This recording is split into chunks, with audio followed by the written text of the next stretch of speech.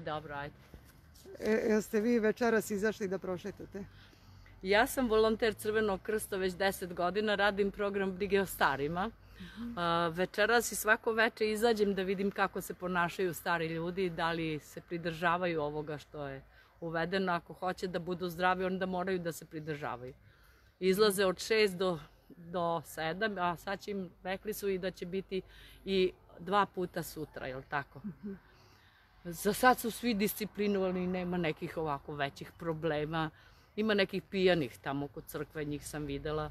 Ne nose ni maske, ne nose ništa. Šta ćemo, ne možeš nekoga, što manje kontakt sa njima i rasprave i tako. A kažete, proveravate da li su disciplinovani, šta Da. radite?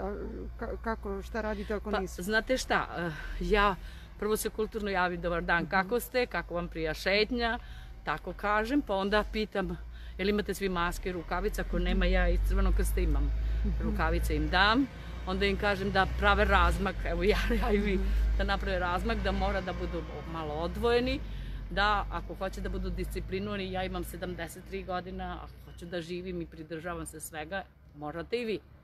Eto, to je moj savjet za njih i da otpoštujemo ovo ako mislimo da se ovo malo smiri, da budemo disciplinovani.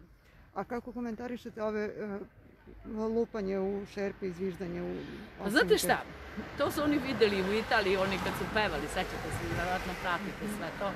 Oni su to videli, Beograđani to konstantno, moj muž ima na kotežu stan. Pa imamo stanare i mene zove stanarka i kaže, jao, svako večer 8 sati mi lupamo te podršku dajemo i to. Evo sad, evo. Koliko je to pametno, ko hoće neka lupa, ko neće, ne treba u šerpe, treba im samo jedan aplauz dati rukama ovako, kakve šerpe, kakve, jel da? Recite mi, jel nisam u pravu? To nije moje da procenim. Da. E sad mi recite, gde ja mogu da vidim taj vaš intervju? Na Glasu Šumadije, Glas Šumadije RS. Aha, Glas Šumadije RS, ja. Dobro. Ja se zovem Verica Pešić. Eto, toliko drago mi je što smo se, uvek me tako zovu za neke intervjue, pošto dugo radim u Crvenom krstu i tako. Hvala. A vi ste to sve snimali sada, jel? Dobro, hvala vam, puno prijatno. Vaše ime smem da znam? Vaše ime? A, pa znam, Joko. Ja tebe poznam i ti mene poznaš. Kad mogu da vidim to?